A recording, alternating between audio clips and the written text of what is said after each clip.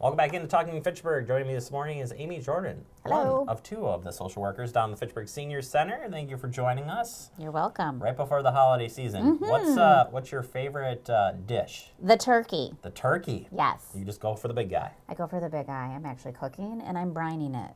Really? Yes.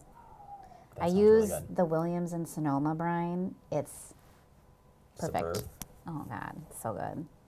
Do you do like stuffing inside the turkey and all that stuff? I don't know how that all works. I do. You do? I do.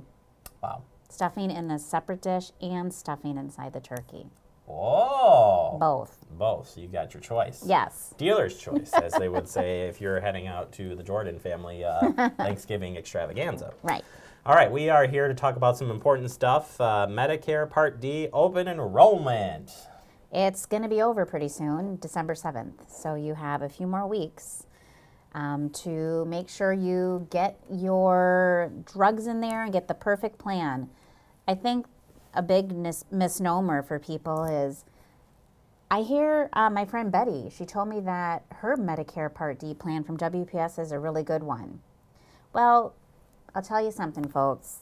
Medicare D is only based on the medications you take, not what your friend Betty takes. So it's individual. It's individual. And in Wisconsin, we're lucky because we have two options. We have the standalone plans, Part D plans, and we also have senior care. Now, senior care has 4 different levels, which are based on income. But if you're not taking a lot of medication, senior care could be a good option for you. It only has a $30 annual enrollment fee. There's no monthly premium. If you fall in the higher income brackets, you could be faced with a deductible and higher co-pays, but that's it. So what we're basically talking about here, and correct me if I'm wrong, because I'm definitely wrong most of the time, we're talking about extra coverage here of prescription drugs. For prescription drugs, and yeah. you want to find out as many different ways as you can to save Money. Yeah. Yeah. So, like with car insurance, you really do need to have a Part D plan. If you don't take a Part D plan when you are eligible, you pay a penalty for every month that you do not take it. So, it's trying to ensure a way for people to get their medication needs taken care of. And you should really look at that every single year because the formularies change for no rhyme or reason. The premiums go up. And remember, it's only based on your medications. I was going to say, you as an individual may have changed in the year. Things are Right. going to change, and it's good. If you're just totally lost here on all of this, Amy, what would you say the best way to start? That you should just call Sarah and I and set up a plan or an appointment before December 7th to get your enrollment in. I have had people come in this year already who have not looked at their plans in since 2006 when Medicare D started. And the difference in price between a plan I came up with and a plan they were paying, the difference was $1,000. Really? So some people could be saving over $1,000 per person. And if you're a couple, that's $2,000. That's huge. They were amazed. It's worth a look at. Wow. Yeah.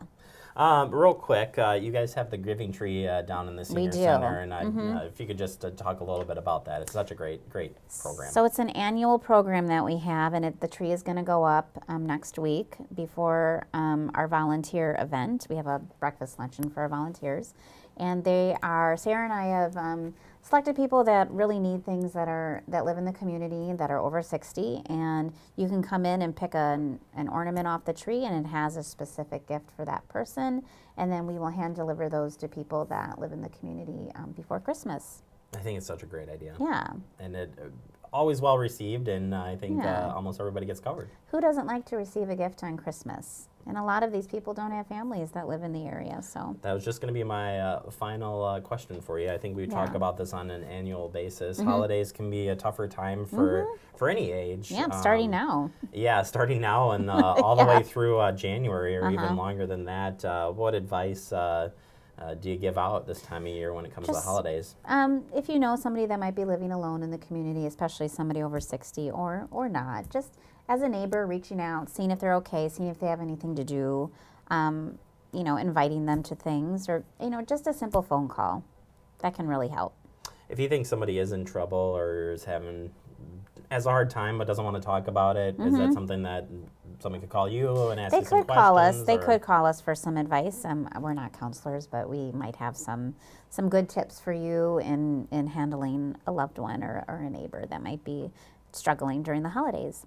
And quickly, I want to put in a plug, Amy, for you and Mandy, and the you guys continue on with your show. Right. What's happening at the Senior Center? How's that been going for you? It's going great.